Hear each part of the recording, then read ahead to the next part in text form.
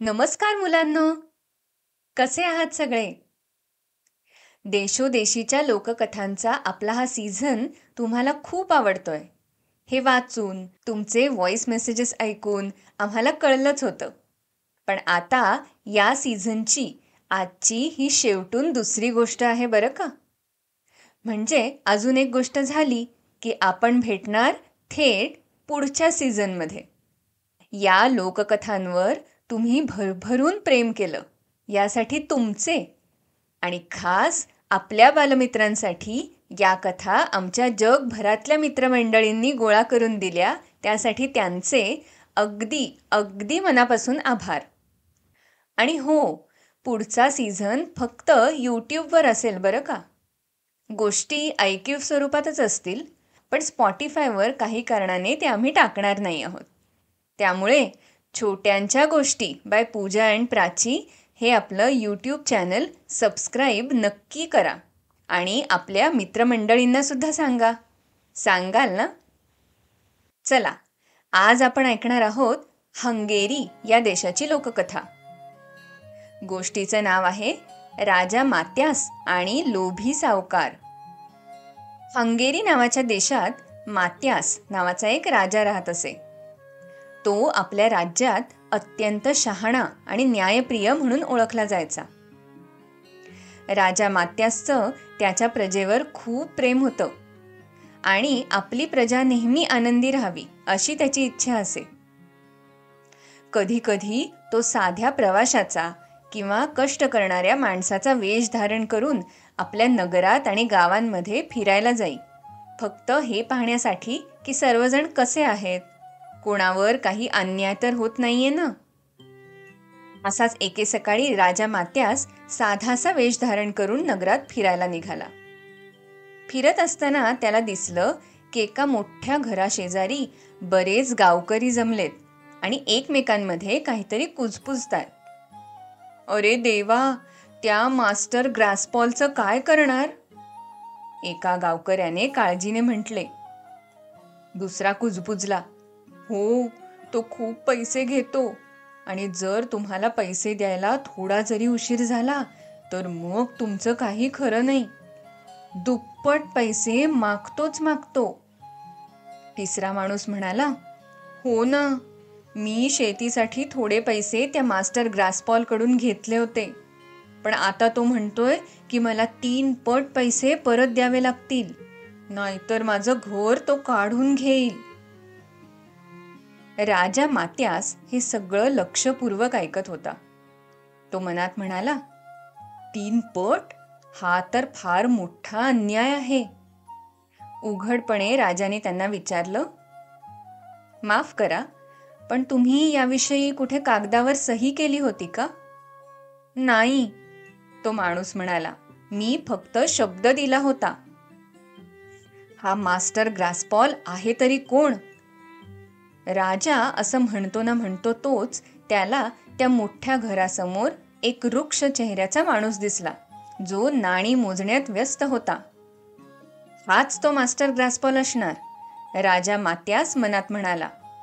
मग साध्या वेशातला राजा त्या माणसाजवळ गेला आणि प्रसन्नपणे हसत म्हणाला, सुप्रभात महाशय, आपण खूप व्यस्त दिसत आहात. मास्टर ग्रासपॉल वर न पाहताच कुरकुरत म्हणाला, आहे पुरेसा व्यस्त मी. काय पाहिजे तुम्हाला? राजा मात्यास त्याला म्हणाला, मी फक्त विचारत होतो, तुम्ही इथे काय करता? तुम्ही लोकांना पैशाची मदत करत असल्यासारखे दिसते. ते ऐकल्यावर मास्टर ग्रासपॉलने आपली छाती फुगवली.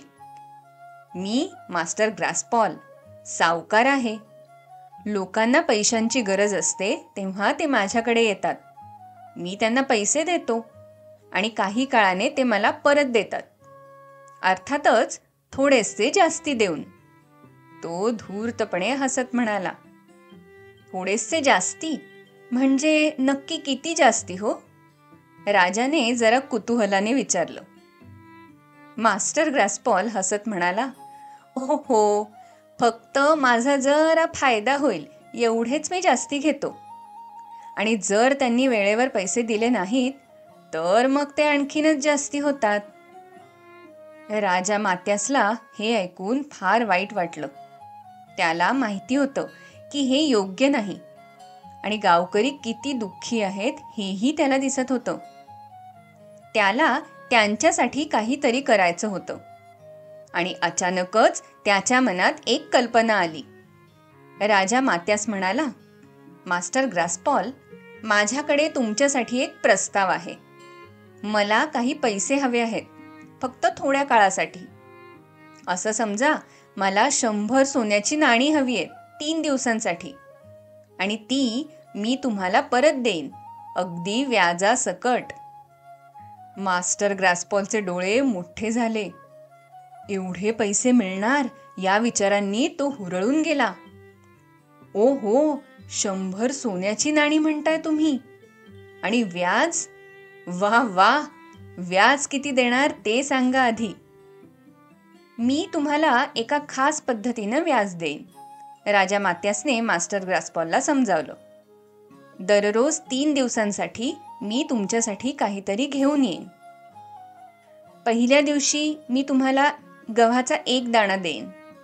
दुसऱ्या दिवशी मी तुम्हाला गव्हाचे 2 दाणे देईन आणि तिसऱ्या दिवशी मी तुम्हाला गव्हाचे 4 दाणे देईन. आणि अट अशी आहे की व्याजाविषयी मी कशावरही काहीही लिहून देणार नाही, फक्त शब्द देईन तुम्हाला. ग्रासपॉल राजाला म्हणाला, गव्हाचे दाणे?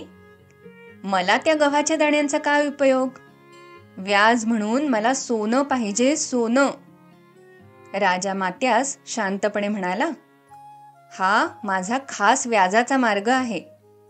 जर तुम्ही मला 100 सोन्याची नाणी द्यायला तयार असाल तर तुम्हाला या अटी मान्य कराव्या लागतील. पटत नसेल तर मी दुसऱ्या कोणाला तरी शोधेन. मास्टर ग्रासपॉलनी झटपट विचार केला. 100 सोन्याची नाणी व्याजासाठी खूप मोठी रक्कम आहे आणि तो फक्त 3 दिवसांसाठी मागतोय. तो एक मूर्ख प्रवासी असणार. माझ्यासाठी ही 100 सोन्याची नाणी व्याजासकट परत मिळवणं खूप सोपं आहे. तो लोभीपणे हसून म्हणाला, ठीक आहे, मी सहमत आहे. 3 दिवस. ही घ्या तुम्हाला 100 सोन्याची नाणी. राजा मात्यास स्वतःच हसला. त्याने मास्टर ग्रासपॉलकडून 100 सोन्याची नाणी घेतली. उद्या भेटू मास्टर ग्रासपॉल, तो आनंदाने म्हणाला आणि निघून गेला. दुसऱ्याच दिवशी राजा मात्यास आपल्या साध्याच कपड्यांमध्ये मास्टर ग्रासपॉलच्या घरी परत आला. शुभ सकाळ मास्टर ग्रासपॉल, हे तुमचं पहिलं व्याज, असं म्हणून राजाने त्याला एक लहानसा गव्हाचा दाणा दिला. ते बघून मास्टर ग्रासपॉल कुरकुरत म्हणाला, हे काय आहे? एक लहानसा गव्हाचा दाणा व्याज म्हणून? ग्रासपॉलने विचार केला, हरकत नाही, अजून 2 दिवस आहेत याच्याकडे, बघून घेईन मी नंतर. दुसऱ्या दिवशी राजा मात्यास पुन्हा परतला. मास्टर ग्रासपॉल, ही तुमची आजची व्याजाची रक्कम. मास्टर ग्रासपॉलने मोठ्या आशेने राजाकडे बघितलं. आज तरी व्याजाची खरी सोन्याची नाणी आणलीच असतील या माणसाने. पण कसचं काय? आज सुद्धा राजाने त्याला ठरल्याप्रमाणे फक्त गव्हाचे 2 दाणे दिले. तेव्हा मास्टर ग्रासपॉल आता जरा चिडला. ही सगळी काय मजा वाटतेय की काय तुला? त्याने रागाने ते दाणे बाजूला टाकून दिले आणि घराचं दारच बंद केलं. शेवटच्या म्हणजेच तिसऱ्या दिवशी राजा मात्यास पुन्हा ग्रासपॉलच्या घरी आला. शुभ सकाळ मास्टर ग्रासपॉल, ही तुमची व्याजाची संपूर्ण आणि शेवटची रक्कम, असं म्हणून राजाने पिशवीत हात घातला. आज या मूर्ख माणसाने आपली सगळी सोन्याची नाणी व्याजासकट आणलेली असणार. या आशेने तो लोभी सावकार पटकन राजाजवळ गेला. तर काय, पिशवीतून फक्त गव्हाचे 4 दाणेच निघाले. ना त्यात सोन्याची 100 नाणी होती, ना त्यावरचं व्याज. मास्टर ग्रासपॉल आधीच संतापला होता. आणि आज सुद्धा या माणसाने आपल्याला गव्हाचे दाणे दिले आहेत हे बघून तो जोरात ओरडला. हा माझा अपमान आहे. तुम्ही मला खरे पैसे देणे लागता. माझी 100 सोन्याची नाणी तू परत केली नाहीसच आणि व्याज म्हणून हे असले गव्हाचे दाणे देतोस? हे अजिबात योग्य नाही. मास्टर ग्रास्पॉल, राजा मात्यासचा आवाज आता कठोर झाला. तुम्ही माझ्या अटी मान्य केल्या होत्या. रोज 3 दिवस तुम्ही 1 दाणा, मग 2, मग 4 घेण्यास सहमती सुद्धा दिली होती. पण व्याज म्हणून तुझे ते 7 गव्हाचे दाणे मी कबूल केलेच नव्हते. मास्टर ग्रास्पॉल ओरडला. राजा गालातल्या गालात हसत म्हणाला, पण असं कुठे मी तुला लिहून दिलंच नाहीये. ते काही नाही, तू मला फसवतोयस. माझी 100 सोन्याची नाणी व्याजासकट तू मला परत दे. ग्रास्पॉलने असं म्हटल्यावर राजा मात्यासने आपला साधा वेश काढून टाकला. त्या जागी आता भव्य शाही वस्त्र दिसायला लागली आणि डोक्यावर चमकणारा मुकुट सुद्धा आला. जवळच जमलेल्या गावकऱ्यांचे आ वासले गेले. मास्टर ग्रास्पॉलही श्वास रोखून बघत बसला.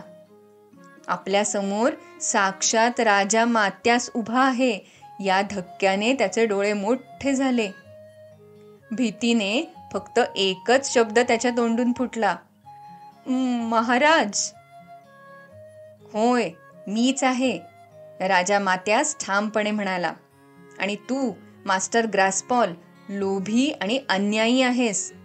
तू माझ्या माणसांकडून थोड्या दिवसांसाठी सुद्धा इतके जास्ती पैसे मागतोस की ते देणं त्यांना शक्य होत नाही.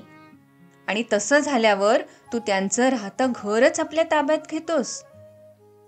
राजा मात्यास गव्हाच्या दाण्यांकडे बोट दाखवून त्याला पुढे म्हणाला, माझ्याशी जसा वागलास तसंच या शेतकऱ्याशी सुद्धा वागलास. त्याने थोडेच पैसे तुझ्याकडून घेतले होते तरी 3 पट पैसे मागितलेस त्याच्याकडून. काय लक्षात येतंय का तुझ्या? ते ऐकल्यावर मात्र मास्टर ग्रास्पॉलने आपली मान खाली घातली. हो महाराज, आता मला समजलं. मी खूप खूप लोभीपणाने वागलो. कृपया मला माफ करा. राजा म्हणाला, माझी माफी मागण्यापेक्षा तू आपल्याच गावकऱ्यांकडून अन्यायाने घेतलेले सगळे जास्तीचे पैसे परत कर आणि इथून पुढे गरज असेल त्यापेक्षा जास्ती पैसे व्याज म्हणून कधीच मागू नकोस. ते ऐकल्यावर गावकऱ्यांनी राजा मात्यासचा जय जयकार केला. अशा प्रकारे राजा मात्यासने आपल्या शहाणपणाने आणि न्यायप्रियतेने त्या लोभी सावकाराला एक अतिशय महत्त्वाचा धडा शिकवला. मुलांनो, राजा मात्यास हा हंगेरीच्या इतिहासात एक महान सुधारक आणि दूरदृष्टी असलेला राजा म्हणून ओळखला जातो. राजा मात्यासचं पूर्ण नाव मात्यास कोविर्नस असं होतं. त्याला मात्यास द फर्स्ट असंही म्हटलं जातं.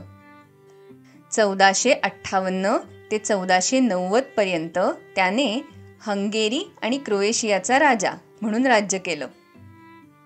मात्यास राजा अत्यंत बुद्धिमान होता. त्याला अनेक भाषा येत होत्या, जसं की हंगेरियन, रोमानियन, क्रोएशियन आणि लॅटिन. नंतर तो जर्मन आणि चेक भाषाही शिकला बरं का. राजा मात्यासनी बुडा इथल्या आपल्या राजवाड्यात एक भव्य ग्रंथालय स्थापन केलं होतं, ज्याला कोविर्नियाना असे म्हणतात.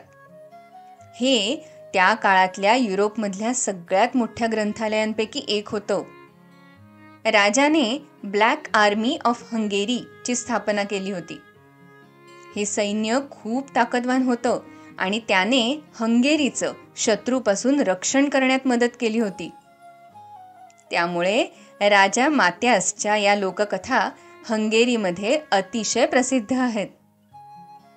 तुम्हाला आजची गोष्ट कशी वाटली हे आम्हाला कमेंट्समध्ये नक्की सांगा. आणि हो, छोट्यांच्या गोष्टींची पुस्तकं अजूनही कोणी ऑर्डर केली नसतील तर खाली डिस्क्रिप्शनमध्ये दिलेल्या लिंकवर जाऊन आपला संच आजच मागवा आणि वाचनाचा आनंद घ्या. चला पुन्हा भेटूया एका नवीन लोककथेसह. अच्छा.